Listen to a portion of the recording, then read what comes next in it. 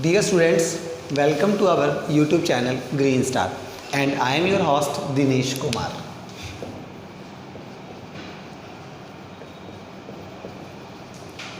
आज हम अपना रीजनिंग का नेक्स्ट टॉपिक करने जा रहे हैं जिसका नाम है सिलोजिज्म।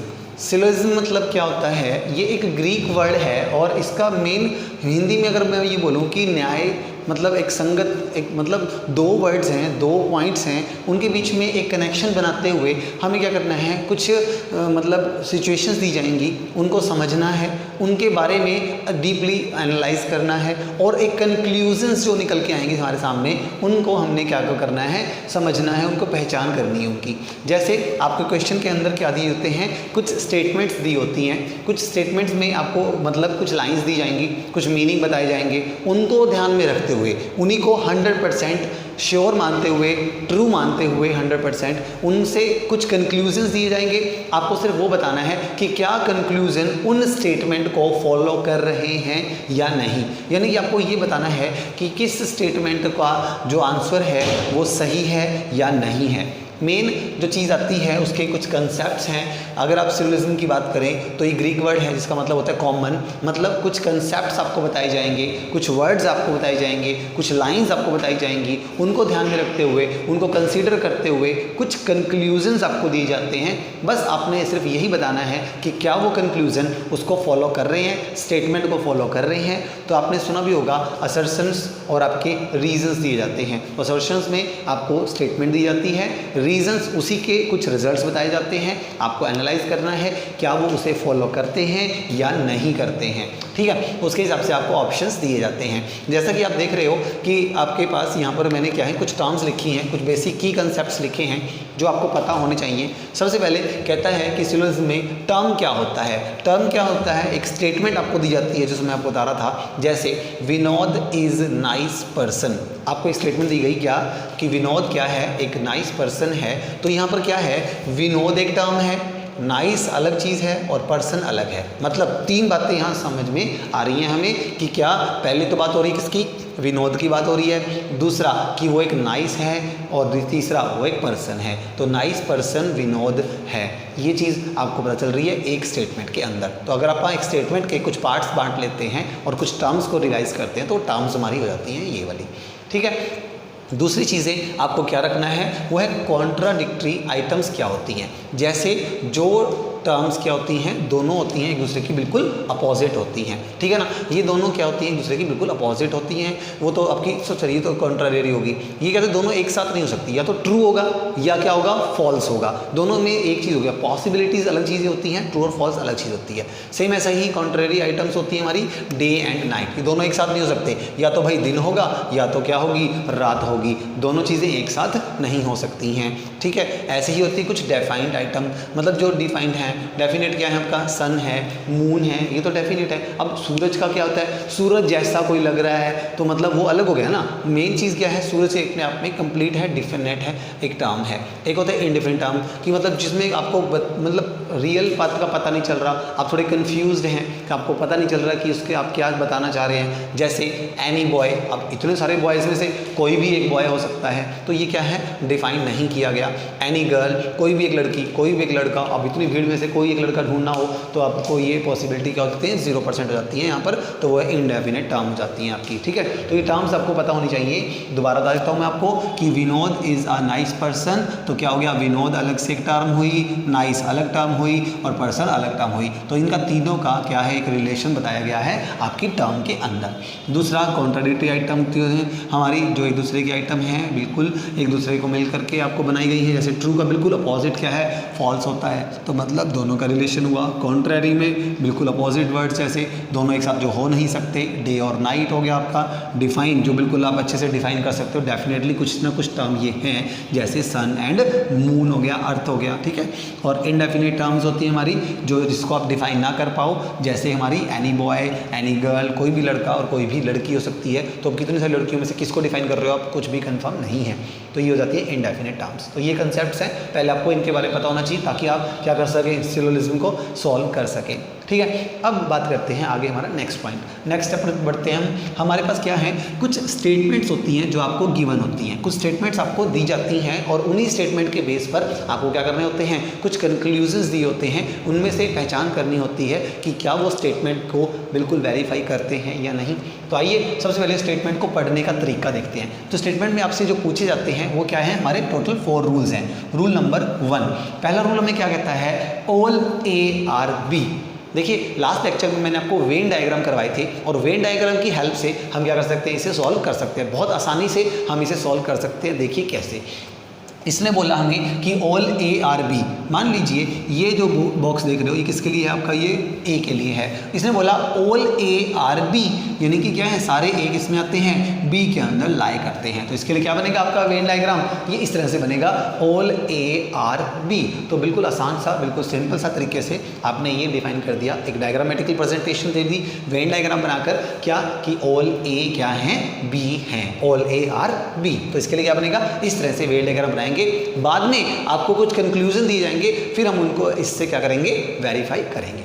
ठीक है, अभी फिलहाल के लिए रूल नंबर 1 यही है कि अगर आपसे कहा जाए कि ऑल ए क्या है, बी है, तो सारे ए के एलिमेंट किस में आ गए हैं, बी में आ चुके हैं। आप इसके लिए क्या ले सकते हो, एक एग्जाम्पल भी ले सकते हैं। जैसे ये मान लीजिए कि आपको क्या है कि ऑल एनिमल्स आर बार्किंग, ठीक है ना, मतलब क्या है, सभी के सभी जो एनिमल्स हैं, जो जानवर हैं, वो क्या करते हैं, बार्क करते हैं, वो क्या कर सकते हैं, भौंक सकते हैं। तो अगर ऐसा कोई वर्ड दिया आपको कि क्या, कि ऑल एनिमल्स आर बार्किंग, मतलब सभी के सभी जानवर क्या करते हैं, भौंकते हैं, बार्किंग करते हैं, तो उसके लिए क्या बनेगा डायग्राम, इस तरह से वेन डायग्राम बनेंगे, ऑल ए आर बी।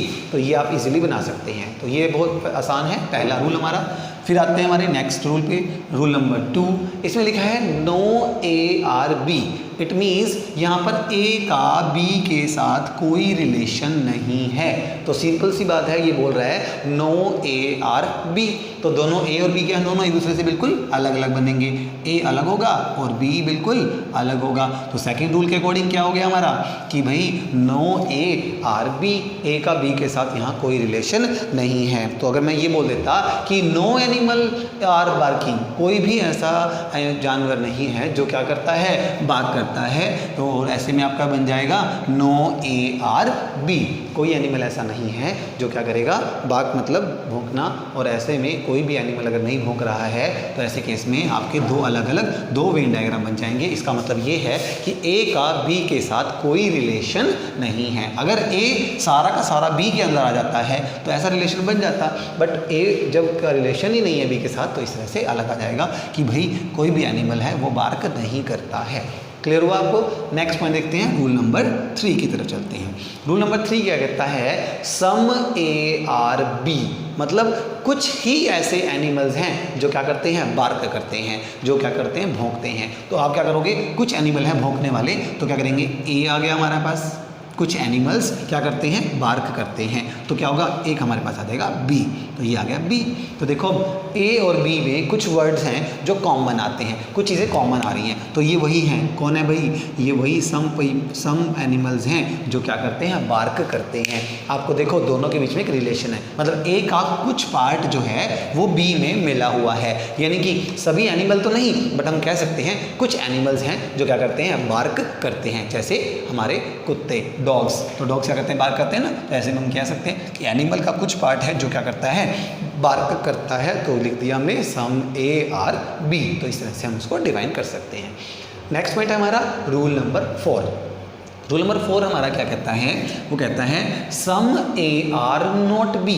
इसके लिए क्या करेंगे, हम एक और डायग्राम बनाएंगे, इसमें बिल्कुल सेम ऐसा ही है, ए है और एक है हमारा बी, ये ए हुआ, ये हमारा बी हुआ, बट इसमें लिखा गया है कि ए का कुछ ऐसा पार्ट है जो बी नहीं है। तो इसलिए आपका जो ये पोर्शन देख रहे हो आप, ये वाला इस तरफ वाला, ये सारा पोर्शन क्या है भाई, ये सारा पोर्शन क्या है, ए का जो बी नहीं है, यानी कि कुछ एनिमल्स हैं जो बार्क नहीं कर रहे हैं, तो वो ये वाले हो गए। ये वाला पोर्शन देख रहे हो आप, जो मैंने जो डार्क कर दिया है, ये ए का वो पार्ट है जो क्या नहीं करते हैं, बार्क नहीं करते हैं। तो some animals are not barking, तो कुछ एनिमल्स हैं जो बार्क नहीं करते हैं। तो इसका मतलब हो गया सम ए आर नॉट बी। अब बात करते हैं क्या कि आपको ये ए बी ही क्यों दिए मैंने। वैसे तो आप इसमें कुछ और भी लिख सकते हैं, some paper or pen, pen or pencils है, मोबाइल्स आर सेल फोन है, तो ऐसा कुछ भी आपको वर्ड्स दे देता है। कभी आपको बोलेगा कि आपके क्या है डॉग्स एनिमल हैं, फिर एनिमल्स में फिशेस हैं, फिश ऐसा कोई रिलेशन ना भी हो बट ये बना देगा। बट याद आपको सिर्फ एक चीज़ यही रखनी है कि स्टेटमेंट में जो भी कुछ दिया जाता है उसे हम क्या मानते हैं, 100% ट्रू मानते हैं। आपको ये एज्यूम करना पड़ेगा कि जो भी उसने स्टेटमेंट दी हैं वही 100% बिल्कुल सही है, 100% ट्रू है। अब इन्हीं स्टेटमेंट को जब उसको देगा, इन्हीं के बेस पर आपको क्या दिए जाएंगे, कुछ कंक्लूजन्स दिए जाते हैं। इन्हें असर्शन भी कहते हैं। असर्शन यानी कि हमारी स्टेटमेंट है, इस स्टेटमेंट के बेस पर कुछ आपको दिए जाते हैं कंक्लूजन्स, और फिर उन कंक्लूजन्स को आपने रीड करना है बहुत अच्छे से, और फिर आपने क्या देने हैं, अपना आंसर देना है। अभी फिलहाल आपको स्टेटमेंट को पढ़ना समझ में आ गया कि स्टेटमेंट को कैसे पढ़ा जाता है, और उसको पढ़ते ही तुरंत आप क्या बनाओगे, एक डायग्राम बनाओगे, वेन डायग्राम बनाएंगे इस प्रकार। मैं एक बार फटाफट से रिपीट कर देता हूँ। ऑल ए आर बी यानी कि ए के सारे पार्टिकल्स बी में इंक्लूड हैं।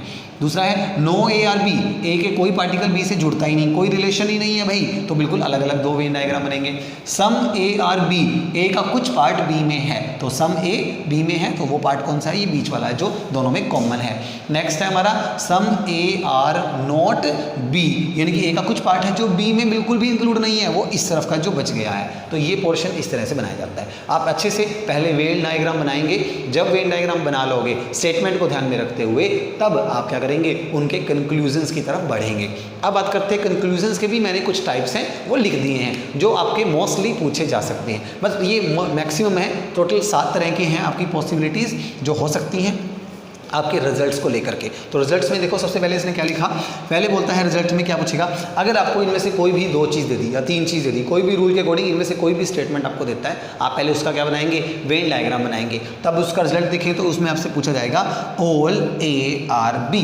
वो आपसे पूछना जा रहा है क्या भाई ए के सारे पार्टिकल क्या बी में हैं, ये नहीं पूछ रहा। अब वो क्वेश्चन मार्क नहीं है, देखो अगर आपकी बात करें क्वेश्चन मार्क की, तो क्वेश्चन मार्क नहीं है, वो स्टेटमेंट में सीधा आपसे आंसर दे रहा है, भाई क्या ऑल ए आर बी, कहता है वो ए के पार्टिकल सारे क्या हैं, बी में हैं। अगर आपको लगता है कि इसमें से ये वाला डायग्राम है तो ये तो ट्रू हो जाएगा। देखो यहाँ लिखा है ऑल ए आर बी, यानी कि सारे ए वाले बी में हैं। अगर इसकी बात करें तो ट्रू है, इसकी बात करें तो फॉल्स है, इसमें करें तो सम है तो भी फॉल्स है, और इसकी बात करें तो भी सम है तो भी फॉल्स है। तो बस सिर्फ एक ही ऑप्शन है कि अगर ये रूल 1 दिया होता और तब आपसे पूछा जाता कि ए के पार्टिकल सारे बी में हैं, ऑल ए आर बी, तो सिर्फ फर्स्ट जो वेन डायग्राम है वही इसको क्या करता है, सही मानता है, और बाकी सारे क्या मानेंगे, इसको गलत ही मानेंगे। देखो तीनों रूल्स आपके सामने हैं जो एक्स्ट्रा वाले हैं, इन तीनों रूल्स के अकॉर्डिंग तो ये गलत है। और अगर पहला रूल अगर देखा जाए उसके अंदर अगर बोला गया था कि ऑल ए आर बी, तो ऑल ए आर बी, तभी ये सही मानेंगे, अदरवाइज ये रॉन्ग मानेंगे। अगर ए के थोड़े पार्टिकल भी बी में हैं तो भी इसको रॉन्ग ही मानेंगे, क्योंकि इसने साफ साफ कहा है क्या ऑल ए आर बी, सभी ए के पार्टिकल बी में हैं। बट ऐसा कि सिर्फ एक रूल से लग रहा है, बाकी रूल से तो लग ही नहीं रहा, भाई ए के पार्टिकल बी में है तो इसलिए सिर्फ पहला ही ट्रू मानेंगे और बाकी उसके हिसाब से गलत लग रहा है। तो अगर आपको स्टेटमेंट दी जाती है उसके अकॉर्डिंग आप ये जांच करोगे कि ये सही है या गलत है। ओके, नेक्स्ट जो टाइप आपसे पूछा जा सकता है वो ये होगा कि नो ए आर बी, भाई ए का कोई पार्टिकल बी में नहीं है। तो अब पहले केस में अगर वो दिया होता, रूल नंबर 1 दिया होता आपको स्टेटमेंट के अंदर, और आपको ये बोल देता कि भाई ए का तो कोई पार्टिकल बी में है ही नहीं, तो ये क्या हो जाता, पहले के लिए बिल्कुल गलत हो जाता। भाई क्यों, क्योंकि भाई देखो पहले में तो ए के पार्टिकल बी में है, बिल्कुल है, तो नो ए आर बी पहले के लिए रॉन्ग हो जाता, दूसरे के लिए बिल्कुल सही हो जाता, क्योंकि दूसरे में वहाँ पर देखो क्या है, ए और बी के बीच में कोई रिलेशन नहीं है, और वो भी तो ये यही बोल रहा है कि नो ए आर बी, तो दूसरे में सही हो जाता। तीसरे में सम ए आर बी, भाई ए के कुछ पार्टिकल बी में हैं, जबकि ये तो साफ ही बोल रहा है कि क्या नो ए आर बी, तो भाई ये भी गलत हो जाता हमारा, जबकि आपको देखने को मिल रहा है कि ए और बी में कुछ ना कुछ रिलेशन तो हैं, और यहाँ भी कुछ ना कुछ रिलेशन तो हैं, इसीलिए लास्ट की दोनों स्टेटमेंट क्या हो जाती, इसके लिए गलत हो जाती। लास्ट की 2 गलत हो जाती और फर्स्ट भी गलत हो जाती। बात करते हैं सम ए आर बी। अब देखो आप यहाँ पर क्या लिखा है, ए का पार्टिकल सारे बी में हैं, तो इसने बोला सम ए आर बी। अब भाई ए के कुछ पार्ट बी में है, बिल्कुल सही भाई, अरे भाई पूरा ए का ए बी में शामिल है तो कुछ पार्ट तो होंगे ही, बिल्कुल होंगे, तो ये सही है। दूसरे केस में देखो ए और बी में कोई रिलेशन ही नहीं है और यहाँ बोल रहा है कि सम ए आर बी, तो भाई दूसरा पोर्शन तो गलत हो रहा है। तीसरा देखिए क्या है कि सम ए और बी, ए का कुछ पार्ट बी में है और ये भी तो ही बोल रहा है सम ए और बी, तो ये भी सही है। नीचे वाले में भी सम पार्ट का है तो ये भी सही है। तो इसके क्या हुआ, एक अगर ये दिया होता तो ये गलत होती, अदरवाइज तो क्या है बाकी हिसाब से तो ये सही बैठ रहा है।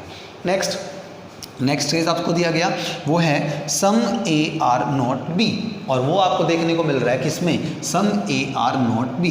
इसमें भी सही आ रहा है और इसमें भी सही आ रहा है, बट यहाँ पर देख रहे हो सम तो है और सम नहीं भी है, दोनों चीज़ें हैं तो ये दोनों भी सही हो जाते हैं, ये भी सही हो जाता है, बट ये है बिल्कुल गलत हो रहा है क्योंकि इसने बोला है सम ए आर नॉट बी, जबकि ए तो पूरा का पूरा बी के अंदर है, तो पहला तो गलत है, बाकी सारे सही हैं। इस तरह से आपको स्टेटमेंट को वेरीफाई करना होता है डायग्राम को देख करके। आप इनको देख के अंदाजा नहीं लगा सकते, आपको इनको देख के पहले डायग्राम बनाना है, डायग्राम को देखकर इन कंक्लूजन से आपने क्या करना है, पहचान करनी है कि ये सही बोल रहे हैं या गलत बोल रहे हैं। नेक्स्ट हम देखते हैं नंबर 5। पांचवा केस आपको कंक्लूजन में क्या दे सकता है, वो ये देगा आपको कि all A are B is possible. भाई हाँ, सारे के सारे ए में आ सकते हैं, पॉसिबिलिटीज़ हैं। ये पॉसिबिलिटी तब होती है जब ये बोले कि ए का बी के साथ रिलेशन तो है, बट कितना रिलेशन है हमें नहीं पता है, तब यहाँ पर क्या हो जाती हैं, पॉसिबिलिटीज़ होती हैं। क्योंकि आपका रिजल्ट में देखो दो चीज़ें होती हैं, या तो आप क्या होगे 100% श्योर होते हैं कि आपका आंसर क्या है, ट्रू है, ठीक है, या आप 100% श्योर होते हैं कि आपका आंसर क्या है, फॉल्स है। भाई ये तो सही नहीं है, बिल्कुल ही मान रहे हैं हम कि सही नहीं है। और एक होती है हमारी पॉसिबिलिटी। पॉसिबिलिटीज़ क्या होती हैं भाई, ये आपको पता होना चाहिए। पॉसिबिलिटीज़ होती हैं भी, हो भी सकता है और नहीं भी। यानी कि मैंने कहा कि मेरे पास जितने भी एनिमल्स हैं बार्क करते हैं, मैंने क्या कहा, मेरे पास जितने भी एनिमल्स हैं वो बार्क करते हैं, यानी कि क्या पता मेरे पास सारे कुत्ते ही हों, क्या पता मेरे पास सारे डॉग्स ही हों, क्या पता मेरे पास क्या है, डॉग्स ना भी हों, कुछ डॉग्स हों और कुछ और जानवर भी हों, ठीक है ना। तो बट वो तो बात नहीं करते हैं ना, तो इसलिए कुछ पॉसिबिलिटीज़ हों जिसमें आपको 100% श्योरिटी ना हो कि वो गलत है या सही है, तब हम उसे क्या मानते हैं, पॉसिबिलिटीज़ मानते हैं। अगर आप पूरा श्योर हो भाई ये तो इसी में ही आएगा, तब तो वो तो फिर ट्रू हो जाएगा। या आपको पता चले कि तो भाई आएगा ही नहीं, तो वो फॉल्स है, तो आपको 100% हो। जब तक आप 100% श्योर नहीं हो जाते तब तक उस केस को हम क्या बोलते हैं, पॉसिबिलिटीज़ होती हैं। और पॉसिबिलिटी दो हो सकती हैं, क्या, सॉरी 3 हो सकती हैं। पॉसिबिलिटी क्या होंगी, जैसे क्या होगा, all A are B is possible, A के सारे पार्टिकल बी में हैं, ये पॉसिबिलिटीज़ हो सकती है। दूसरा, all A are not B is possible, ऐसा भी हो सकता है कि ए का कोई पार्टिकल बी में हो ही ना। जैसे हम इसके लिए एग्जांपल लेते हैं, मान लो एक है स्टूडेंट्स, एक है बॉयज़ और एक है राम। अब आपको ये 3 बॉक्स दिए हुए हैं। अब एक है स्टूडेंट्स, एक है बॉयज़ और एक है राम। दोबारा सुन लीजिए, स्टूडेंट्स, बॉयज़, राम। अब राम लड़का है, ये तो कंफर्म हो गया, बट वो स्टूडेंट भी है, ये तो पॉसिबिलिटीज़ हैं। क्या पता राम स्टूडेंट हो या ना भी हो। अगर आपको बोला गया है कि क्या है, कुछ स्टूडेंट्स हैं वो बॉयज़ हैं और कुछ बॉयज़ जो हैं वो राम हैं, तो अब ऐसे में राम स्टूडेंट होगा, इसकी तो पॉसिबिलिटी है भाई, क्या पता हो और क्या पता ना हो। तो इसीलिए हम इसको क्या बोलते हैं, हमारी 100% अगर आप डेटा श्योर नहीं है तो हम उसे क्या बोलेंगे, पॉसिबिलिटीज़ बोलते हैं। एक और पॉसिबिलिटी हो सकती है, सारी की सारी ए बी होने की पॉसिबिलिटी भी हो सकती है, ए के बी होने की पॉसिबिलिटी नहीं है, ये भी पॉसिबिलिटी हो सकती है। या आप क्या हो जाएगा, at least some A are not B, आप ये भी कह सकते हो कि कुछ पॉसिबिलिटी है कि ए का कुछ पार्ट है जो क्या नहीं है, बी नहीं है। ये ए है, ये बी है, ए का कुछ पार्ट तो है एटलीस्ट, वो क्या नहीं है, बी नहीं है। इट इज़ पॉसिबल, क्योंकि ए बी के अंदर लाई नहीं करता है, क्योंकि वो सारे पार्टिकल उसमें नहीं है। कुछ पार्टिकल अगर हैं तो क्या होगा, कंफर्म है, कुछ अगर है तो कुछ नहीं भी हैं, समझे। तो इस प्रकार आपको क्या दी जाती हैं, कुछ स्टेटमेंट दी जाती हैं और उस स्टेटमेंट के बेस पर आपको क्या दिए जाते हैं, कुछ कंक्लूजन्स वगैरह कुछ दिए जाते हैं। आपको उनसे इनके साथ क्या करना है, मतलब एक रिलेशन निकालना है। इसी को तो हम क्या बोलते हैं, सिलोजिज्म बोलते हैं। सिलॉक्स भी इसको बोल देते हैं। ये ग्रीक वर्ड में होगा कॉमन, इसमें देखते हुए इनसे इनकी कॉमन वर्डिंग छांटनी है, इनके बारे में कॉमन चीज़ें बतानी है, ठीक है। अब आपके तो बेसिक से थे रूल्स, अब हम करते हैं कुछ एग्जांपल्स ताकि आपको ये अच्छे से क्लियर हो जाए कि इन्हें किस तरह से सॉल्व किया जाता है, किस तरह से क्वेश्चन जो हैं वो पूछे जाते हैं। अलग अलग टाइप के कई सारे क्वेश्चन हैं हमारे पास, वो मैं आपके लिए लेके आया हूँ, देखते हैं उन्हें सॉल्व करते हैं। हाँ जी, हमारा फर्स्ट एग्जाम्पल है, देखिए आप सभी, जैसे आपको यहाँ पर क्या दिया हुआ है, ये जो देख रहे हो आप ऊपर की तरफ, ये हमको दी हुई है स्टेटमेंट और फिर दिए हैं उसके कुछ कंक्लूजन्स। आपको क्या करना है, ये बताना है कि इनमें से कौन सा ट्रू है। अब बात करते हैं आपके ऑप्शंस किस तरह से आते हैं। देखो क्वेश्चन तो मैंने लिख दिए हैं, मैंने आपके साथ साथ ऑप्शन भी लिख दिए हैं कि एग्जाम में ऑप्शन किस तरह से आते हैं आपके क्वेश्चन के। तो वो आपसे ये पूछेगा कोई भी स्टेटमेंट ट्रू हो सकती है, only 1 is true, only 2 is true, only 3 is true या ओनली 4 इज़ ट्रू।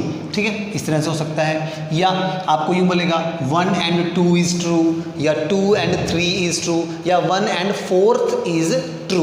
क्योंकि आपको जो स्टेटमेंट दी जाती हैं, कंक्लूजन दी जाते हैं, वो 1 हो सकते हैं, 2, 3, 4 तक भी हो सकते हैं। तो पहला और चौथा ठीक हो, क्या पता पहला और दूसरा ही ठीक हो या सिर्फ दूसरा ही ठीक हो। तो इस प्रकार आपको इस तरह से ऑप्शंस दिए जाते हैं। या फिर कई बार ये भी होता है नो 1 इज़ ट्रू, कोई भी ट्रू नहीं हो, ना कंक्लूजन 1, ना 2, ना 3। ठीक है, और या फिर होता है ईदर मतलब या तो 1 ठीक हो सकता है या 2 ठीक हो सकता है। अरे भाई पेपर में आप या तो पास हो सकते हो या फेल हो सकते हो, एब्सेंट अगर नहीं हो, अगर आपने पेपर दिया है तो 2 ही चीज़ हो सकती हैं, पास होगे या फेल होगे। तो ईदर वाला ऑप्शन वहाँ होता है कि आपने ऑप्शन 1 में चूज़ करो या 2, आप इधर होंगे या उधर होंगे, आप या तो मेल हैं या फीमेल हैं। इसके अलावा तीसरा ऑप्शन अगर है तो वो हो सकते हो, अदरवाइज आपने 2 ही ऑप्शन चूज़ कर लिया कि आप 1 है या 2 हैं, तो आप दोनों में से एक हो। तो अगर स्टूडेंट हैं, कोई गर्ल्स हैं, बॉयज़ हैं, ईदर वाला ऑप्शन आता है, या तो वो इसमें आएगा या उस क्लास में जाएगा, इधर होगा या उधर होगा, तो ईदर वाला ऑप्शन चूज होता है।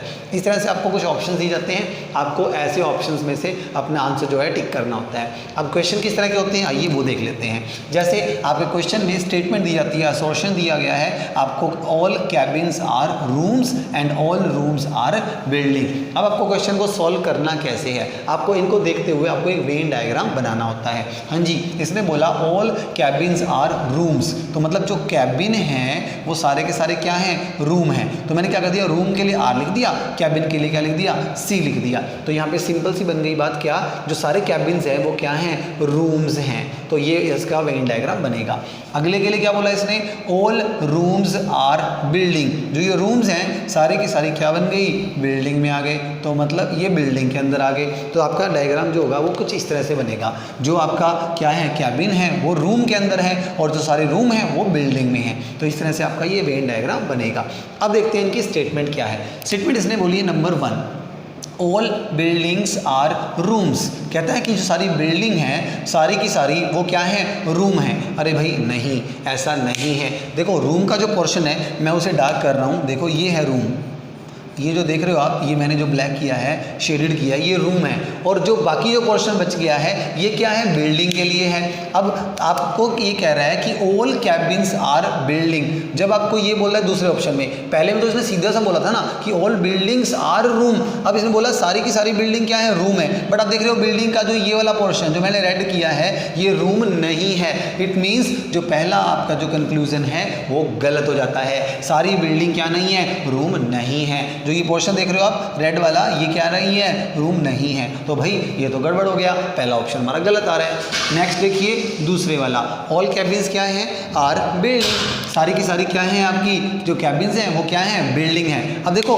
बिल्डिंग वाला जो पोर्शन है सबसे ऊपर है और जो देख लो आप ये जो कैबिन है वो ये बीच वाला पोर्शन है, तो ये बिल्डिंग के अंदर आता है। इट मीन्स ये ट्रू है। तो आपका आंसर क्या हो जाएगा, ओनली 2 इज ट्रू, यानी कि जो कैबिन है वो बिल्डिंग्स में आते हैं सारे के सारे। बट जो आप देख रहे हो बिल्डिंग सारी की सारी क्या नहीं है, रूम नहीं है। तो इसलिए आपका जो ऑप्शन होगा वो 2 is correct and 1 is incorrect हो जाएगा। तो आंसर आप इजीली ढूंढ सकते हो, आपको ऑप्शन देखने की जरूरत भी नहीं है। तो आप फटाफट से जाइए अपना आंसर देख लीजिए, क्या आपका second is only 2 is true. तो वो आपका क्या हो जाएगा, इसके अकॉर्डिंग अगर देखा जाए तो ये सेकंड जो आंसर होगा आपका वो सही हो जाता है। बहुत ही इजीली आप अपने क्वेश्चन को सॉल्व कर सकते हैं। आइए फर्दर एक और क्वेश्चन करते हैं। आपका दिया गया सम टीचर्स आर स्टूडेंट्स। तो देखा इसने क्या क्या कि टीचर और स्टूडेंट का एक रिलेशन बताया गया कि जो टीचर्स हैं और स्टूडेंट्स हैं उनमें सम पार्ट है जो क्या है, कॉमन है। तो सम टीचर्स आर स्टूडेंट्स, ऐसा इसने बोला हमें। दूसरा बोला कि ऑल स्टूडेंट्स आर गर्ल्स, जो ये सारे स्टूडेंट्स हैं ये सारे के सारे क्या हैं, गर्ल्स हैं। तो यानी कि गर्ल्स के अंदर आ गई हैं सारे के सारे स्टूडेंट्स। ठीक है, तो ये आपका वेन डायग्राम इस तरह से बनाए जाते हैं। 2 स्टेटमेंट्स को जोड़कर एक वेन डायग्राम बनाने हैं आपको, ठीक है। अब यहाँ पे देखो, दोबारा देख लीजिए, टीचर्स जो है सम टीचर्स हैं वो क्या है, स्टूडेंट्स का कुछ पार्ट उसमें मिलता है, और जो गर्ल्स हैं सारी की सारी स्टूडेंट्स हैं, मतलब सारी स्टूडेंट नहीं है, सॉरी, स्टूडेंट जो हैं सारे वो गर्ल्स हैं। दो अलग अलग बातें हैं, सारी गर्ल्स स्टूडेंट्स नहीं हैं बट सारे स्टूडेंट्स क्या हैं, गर्ल्स हैं, ये कंफर्म हो गया हमें। तो ठीक है, तो आपका इस तरह से ये डायग्राम जो बनता है। आइए जानते हैं कंक्लूजन्स को। कंक्लूजन नंबर वन बोला इसने, ऑल टीचर्स आर गर्ल्स। क्या सारी की सारी टीचर्स क्या हैं, गर्ल्स हैं? सारी टीचर्स गर्ल्स दिख रही हैं आपको? बिल्कुल भी नहीं, क्योंकि कुछ टीचर का ये वाला पोर्शन जो आप देख रहे हो वो पोर्शन क्या है, जो गर्ल्स नहीं है उसको शो कर रहा है। तो यानी कि ऑल टीचर्स गर्ल्स नहीं हो सकती, ये तो भाई बिल्कुल गलत ऑप्शन है। नेक्स्ट चलते हैं सेकंड पर। सेकंड में क्या बोला गया, सम गर्ल्स आर टीचर्स। कहता है जो गर्ल्स का कुछ पार्ट क्या है, टीचर में आता है। हाँ भाई बिल्कुल आता है, गर्ल्स का ये वाला पोर्शन जो मैं अब कर रहा हूँ ये किस में आ रहा है, टीचर्स में आ रहा है। तो यानी कि सम गर्ल्स क्या है, टीचर्स हैं, बिल्कुल सही है। तो ये हमारा आंसर हो गया, बिल्कुल करेक्ट है। नेक्स्ट चलते हैं थर्ड पर। थर्ड क्या कहता है हमें, थर्ड पॉइंट कहता है ऑल स्टूडेंट्स आर टीचर्स। कहता है जो सारे के सारे स्टूडेंट्स हैं वो टीचर में आते हैं। वो पता कब होता, जब सारे स्टूडेंट्स टीचर में आते हैं, टीचर ये रहे और ये रहे स्टूडेंट। बट जबकि हमने क्या बनाए हुए हैं, सम टीचर्स आर स्टूडेंट्स। तो अब देखो यहाँ पर क्या हो रहा है, बिल्कुल भी पॉसिबिलिटीज नहीं नजर आ रही हैं, 0% है। तो सीधी सी बात है, तो यहाँ पर आंसर क्या हो जाएगा, रॉन्ग। तो ओनली 2 इज करेक्ट। तो सेकंड जो हमारा सम गर्ल्स आर टीचर्स, केवल यही सही है, बाकी दोनों पोर्शन आपके गलत है। तो ओनली 2, फिर से हमारा आंसर क्या हो जाएगा, ओनली 2 इज ट्रू। ठीक है, आइए फर्दर एक और क्वेश्चन की तरफ बढ़ते हैं। हमारा नेक्स्ट है थर्ड। आइए देखो क्या कहता है ये, सम पेपर्स आर पेन। कुछ पेपर्स जो हैं वो पेन है। तो चलिए फटाफट से हम एक और डायग्राम बनाते हैं, वेन डायग्राम। यहाँ पर पेपर्स पेन है, मतलब ये रहा पेपर्स और ये रहा पेन, PAPER पेपर, एंड ये रहा पेन। तो इसने बोला कि कुछ पेपर्स जो हैं वो पेन है, पेन का पेपर का कुछ पोर्शन है जो कॉमन है। Next, all pens are pencil. जो ये सारे पेन हैं ये किस में आते हैं, पेंसिल में आते हैं। तो पेंसिल में सारे के सारे पेन आ जाते हैं। अब आप देखो मैं यहाँ पूरा वर्ड लिख रहा हूँ क्योंकि मैं अब लिख नहीं सकता, क्योंकि पी आ रहे हैं। ऐसे क्वेश्चन आपको कंफ्यूज करने के लिए देते हैं ताकि आपका टाइम वेस्ट हो, क्योंकि आपके पास टाइम बहुत कम होता है क्वेश्चंस को सॉल्व करने के लिए। अगर आप ये प्रैक्टिस करेंगे आपको बहुत ईजिली, बहुत जल्दी आप कर पाएंगे। पेपर आ गया, पेन आ गया, सारे पेन पेंसिल हैं। ठीक है, आगे चलिए। नो पेंसिल आर पिन, मतलब एक पिन एक और चीज़ भी है जिसका पेंसिल के साथ कोई रिलेशन नहीं रखना है। देखो इधर ध्यान से, कहता है कि नो पेंसिल्स आर पिन, मतलब पिन है उसका पेंसिल के साथ कोई रिलेशन नहीं है। एक और पढ़ लेते हैं, सम पिन्स आर पेपर। पर ध्यान रखना जो पिन्स हैं वो पेपर में जरूर आती हैं। देखो पिन्स का पेंसिल से कोई रिलेशन नहीं है, बट उसका पेपर से रिलेशन है कि उसका कुछ पोर्शन जो है वो पेपर में आता है। तो हमारा ये रहा वेन डायग्राम हमारे इस स्टेटमेंट के लिए। ठीक है, अब स्टेटमेंट से हमारा क्या बन गया, वेन डायग्राम बन गया। अब कंक्लूजन देखिए, सबसे पहला कंक्लूजन क्या कहता है, नो पेन्स आर पिन। कहता है कोई भी पेन है वो पिन नहीं है।